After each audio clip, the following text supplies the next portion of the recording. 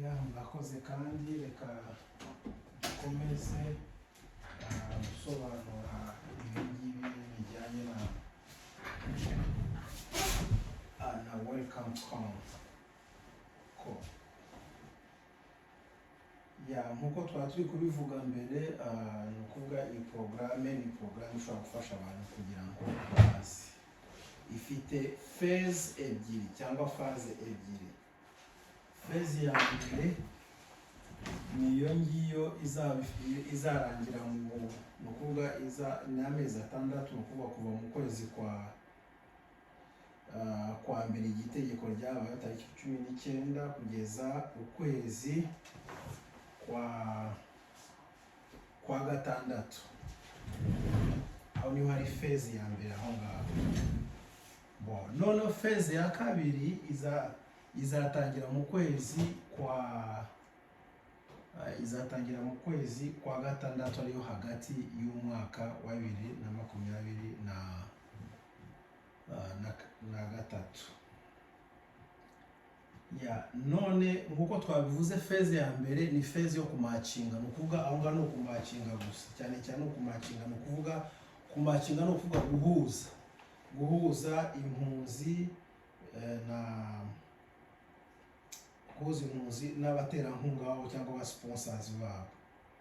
Ni ukuvuga Department of States izagenda irebe impunzi babandi tukunze kuvuga bafite za resettlement, ibahuze n'aba sponsor. Ni ukuvuga aho ngaho ntabwo uhitamo umuntu uri buzane, ntabwo uri buhitemo umuntu uzana, ahubwo Department of State niyo buhitiremo umuntu ugomba kuzana. Kandi mukaba ari group of 5, abantu 5 mukishyira hamwe nkuko twabivuze mbere. Noneho phase ya kabiri izatangira mu kwezi kwa gatandatu cyangwa hagati y'uno mwaka, niyo izafasha abantu kugira ngo bashobore kuzana bene wabo. Ariko guideline cyangwa amategeko ngenderwaho ntabwo barayasobanura neza, ariko iyo phase niyo ishobora kuzazana ishobora kuzatuma abantu bazana bene wabo, imiryango cyangwa se abo wadekaraye nkuko twabivuze mbere ku video twari turi kureba mbere. Wadekaraye umugore, udekara abana, cyangwa udekara umugabo wawe, ababyeyi, ibintu nk'ibyo bizaba biri muri phase ya kabiri. None dushobora kubanza kureba amategeko agenderwaho kugira ngo umuntu ashobore kuzana, kugira ngo ushobore kuba muri no ushobore kuba private sponsor cyangwa umuterankunga. Ahangaha hari step cyangwa intambwe abantu bagomba kugenderaho. Ni ukuvuga hano hari ushobora kureba kwanza video, ino video isobanura uko bimeze. Ino video ntabwo turi wirebe cyane, ariko twashira video ntoya. Ni ukuvuga iyi video ikisobanura cyane ino video ikiri gusobanure ni uburyo ushobora kuba muri welcome call, sponsor refugee, cyangwa baravuga ngo strengthening community, guha imbaraga community yawe urimo. Hano bagenda basobanura ko service ari gufasha Amerika ifite inyungu muri ibyo ngibyo, bagenda basobanura ibintu byinshi cyane. Hanyuma hari n'abangaba babitangiye kera, abo ngabo muri kureba aho ngaho bagenda batanga ibisobanuro uko bikora, uko babikoze. Hanyuma rero reka turebe video indi ikurikira ngaha, ariko none kureba umwanya mutoya gusa. Hano bari kuvuga ku macinga bya bintu turi kuvuga, kugira ngo ushobore kuzana abantu ku macinga. Ni ukuvuga bari kuvuga program yatangiye mu kwezi kwa mbere tariki 19 niko banditse aho ngaho, ariko niyo ku macinga. Ni ukuvuga impunzi bakazimacinga n'aba sponsor, ni ukuvuga abemerewe ko bashobora kuzana abantu. Niyo phase ya mbere yongiye. Phase ya kabiri noneho urumva aho bitandukanye, ko phase ya mbere Department of State yonyine ishaka impunzi, ikaba macinga n'aba sponsor n'abantu bari bubazane.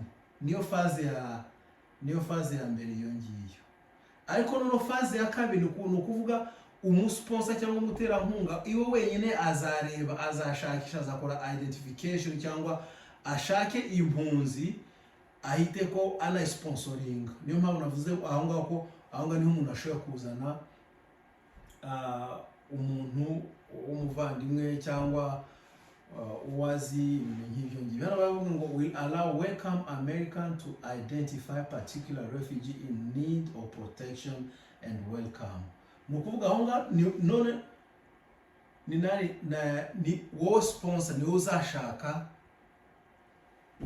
impunzi igomba kuzana, ntabwo ari aki Department of State. Ariko byose urumva bigomba kugendera mu mategeko. Ntabwo wavuga ngo uragiye ngo ugiye gufata umuntu ugahita kumuzana utabamenyesha, ariko aha ngaha ni wowe ugomba kumuhitamo, none ugomba guhitamo umuntu ubuzana. Ngira ngo turabyumvise neza. Ikindi aha ngaha bari kugaragaza uno muhungu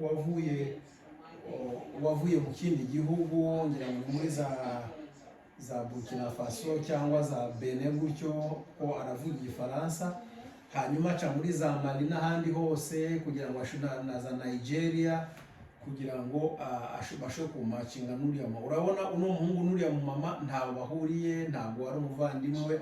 Aho ngaho ni ukuvuga Department of State niyo yamacinze uno mumama ihita ko imumacinga n'uno muhungu. Ibyo ngibyo bizakorwa muri phase ya mbere. Phase ya kabiri rero ntabwo ari gutyo bizaba bimeze. Reka none tuve muri ibi ngibi tuve kuri no phase ya mbere ifite berekanye video aho ngaho, hanyuma kugira ngo noneho ushobore kujya muri no group, kugira ngo ushobore kuba private sponsor cyangwa ushobore kuba muri group y'abantu, ushobore kugira group y'abantu batanu. Hano bavuga ngo establish your private sponsor group. No kuvuga ugomba kubanza kugira group yawe, mugomba kuba muri group, ugomba ushaka abantu 4 ukiyunga nabo mukaba abantu 5 kandi bose bakaba barengeje imyaka 18. Hanyuma musanga baravuga ni ukora background check, mugomba completing icyo bita background check. Background check ibyo bagomba kubaza cyane bigomba kuba nk'ibi ngibi biri hano hasi ngaha. Background check ni ukuvuga bashobora kubaza amazina yawe, email yawe, password na username. Bakora background check barebe uko umeze, niba utari umuntu mubi, umugome, ku buryo bakareba niba uri umuntu wizewe mbese, kugira ngo ushobore kwemererwa kuba muri no group. Ariko kugira ngo abantu bose bazaba bagomba bashobora gupasinga background check. None ikindi rero gisa nk'aki cyagora ni training. Ugomba gukora training. Buri muntu wese muri aba bavuga ngo make sure that at least one member of your group complete the welcome call training before submitting your application. Be sure to select the welcome call form. Nuvuga baravuga ngo mugomba gukora training, ariko mu gutangira gutyo nuvuga umuntu at least umuntu umwe muri mwebwe agomba kuba yarakoze amahugurwa. Kandi reka mbereke gato ayo mahugurwa uko ameze urangije certificate yayo, uko iyo certificate yawe bimeze. Niba mfite ko nyibona ako nayibereka no my good God, ntabwo ari iyo ngiye. Misi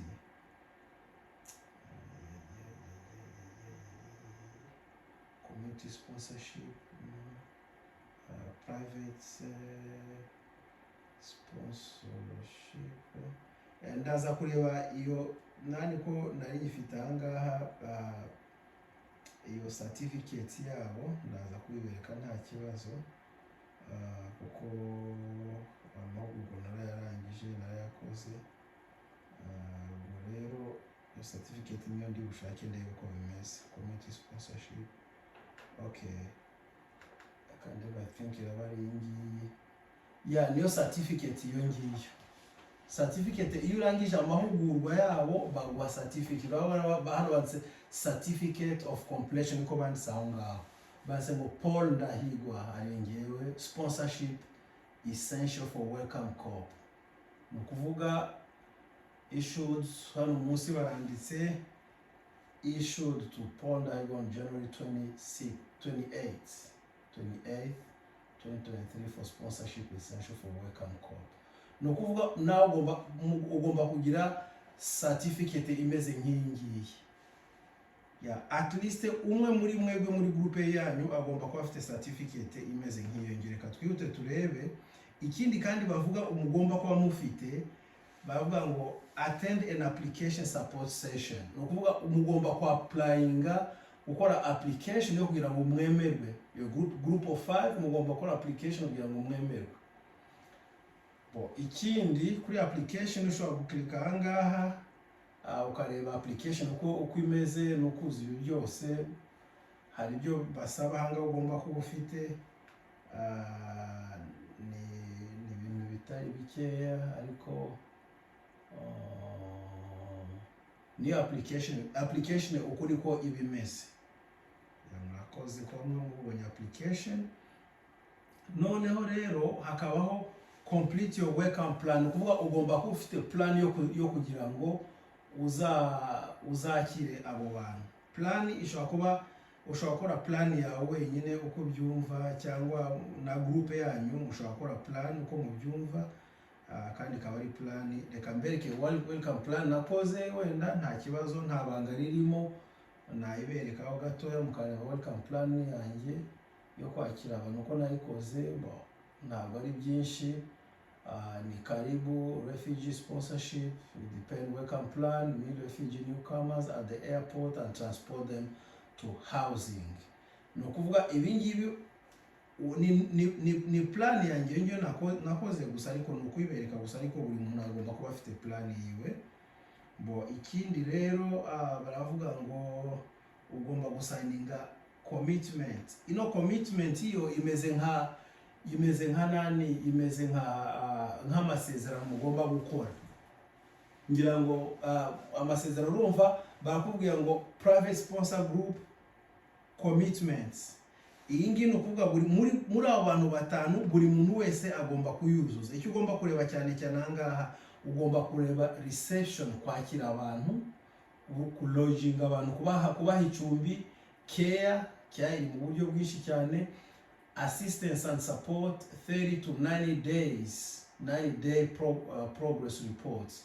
Hagomba gukora raporo y'iminsi 30 n'iminsi 90, completion of the support survey upon certification again 6 months, and understand that we are jointly and individually responsible for performing the core sponsorship service as current sponsorship, under assuming accountability for failure to carry out this responsibility. Urumva ni ibintu byinshi umuntu agomba gusoma ibingibi. Warangiza gusoma ano mategeko ariyo commitment, ari ibintu wiyemeje, hano munsi ugomba gusinya ukandika print name. Nukuvuga ugomba kwandika amazina yawe mu cyapa. Ushobora kwandika amazina mu cyapa hanga, ukandika wenda uko byumva izina ryawe uko rimeze, ukandika gutyo. Ushobora kwandika izina ryawe, warangiza kwandika izina ryawe munsi aho ugasinya.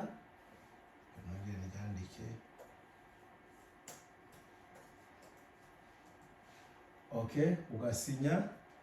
Cyangwa ushobora kwandika uko byumva, ushobora kwandika gutyo izina ryawe, ukandika itariki wenda wasinyeho amasezerano, ukandika reka tumurebe izina, reka ushobora kwandika ahangaha wenda nka tariki, wenda ukwezi niko kujya kubanza muri Amerika, niko murabizi mwese, ukwezi kwa kabiri wenda tariki 2023 akaba ari cyo gihe wasinyiye, ariko signature ukayishyira ahangaha. Ni ukuvuga aho ngaho uba nibyo ugomba gukora ibyo ngibyo. Ino form igomba gusinywa, nta kuntu waba member utasinye iyo form. Ngira ngo ni ibyo ngibyo urebye neza bigomba gukorwa. Muri make ni ibyo ngibyo buri muntu wese agomba gukora mbere yuko ujya muri ibintu bya sponsorship, cyangwa utangira gutera inkunga abantu kugira ngo ushobore kuzana abantu. Ibyo bintu nibyo ugomba gukora. Sawa rero, ngira ngo ni ibyo ngibyo. Umuntu utazi uburyo yabigenzamo nyine no kureba, ugomba kureba video. Ngo ikigoye cyane ni iriya training niyo isa nkaho igoye cyane, ko buri muntu wese uko twavuze ari agomba gukora training, amahugurwa. Uretse ko bavuze hariya ngo amahugurwa ushobora kuyakora kugira ngo bijyemo, kwanza ugomba kujya muri, ushatse wajya muri Google, ushatse wakwandika welcome, kugira ngo bigaragara aho ngaho welcome call, hanyuma wabyandika gutyo ukagenda ureba rero ibikenewe byose n'ukuntu wajya muri amasomo, ukuntu wafata amasomo, creating plan, uko ibi byose ugomba kureba uko ubitunganya, kugira ngo ni ibyo ngibyo. Nta bindi wenda umuntu yavuga aho ngaho. Murakoze cyane. Muri make ikigoye cyane umuntu yavuga yaba ari training cyane cyane. Amahugurwa arakenewe, amahugurwa agomba gukorwa byanze bikunze, ubwo ntabwo wajya muri amahugurwa, ntabwo wakora ino plan uri wowe wenyine. Amahugurwa ugomba gukora amahugurwa, mugomba kuba muri groupe y'abantu bangahe, abantu 5. Ni ukuvuga niba ari wowe wenyine ugomba gushaka undi muntu kugira ngo mube niba uri wenyine ugomba gushaka abandi bantu 4 kugira ngo mube 5. Ngira ngo ni ibyo ngibyo muri makeya. Ibindi umuntu ashobora kugenda abikurikirana neza uko bimeze, kandi icyiza ni uko hatagira umuntu ukubeshya, ntihagire umuntu ubabeshya kuri no porogaramu. Ngo hari abantu bashobora kuvuga ngo ni porogaramu umuntu agomba gutanga amafaranga menshi, ugomba gutanga amafaranga 2, ugomba gutanga amafaranga 3, hari amafaranga no, ibyo ngibyo ntabwo ari byo. Nihagira umuntu ukubwira ko ugomba gutanga amafaranga, hano ntabwo babivuze, oya, ntabwo babuze ibintu bijyana no gutanga amafaranga. Mugomba kuba mufite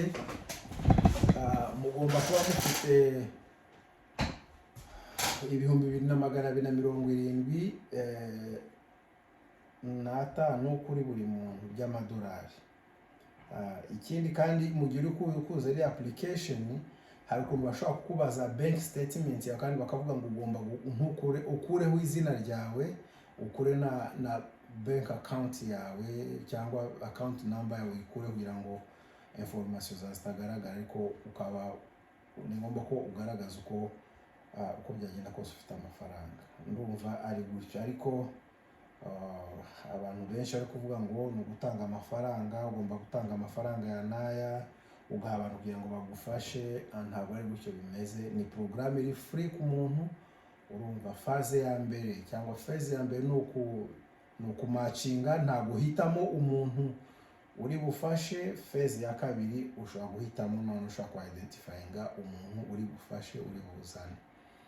Ikindi kandi muri make nko twabirebye muri video ya mbere, abafite abagore, abagabo, abana, ababyeyi badeclare bari muri Afrika cyangwa ahandi hose, mushobora kubazana. Impamvu bashizeho ino programme ni ukugira ngo bagabanye abantu bajya binjira mu gihugu mu buryo butemewe n'amategeko bwa magendo, basimbuka ibipango, ni ukuvuga basimbuka imipaka, bagenda bihisha kugira ngo binjire no mu buryo butemewe n'amategeko. Bashatse gufungura inzira kugira ngo abantu benshi bashobore kuza. Ndumva ari ibyo ngibyo. Ibindi umuntu agize ikindi kibazo ushobora kwandika muri comment munsi aho ngaho, mwashakira igisubizo, nta kibazo. Sasa murakoze, Imana ikomeze ibarinde, turi kumwe twese. Bye.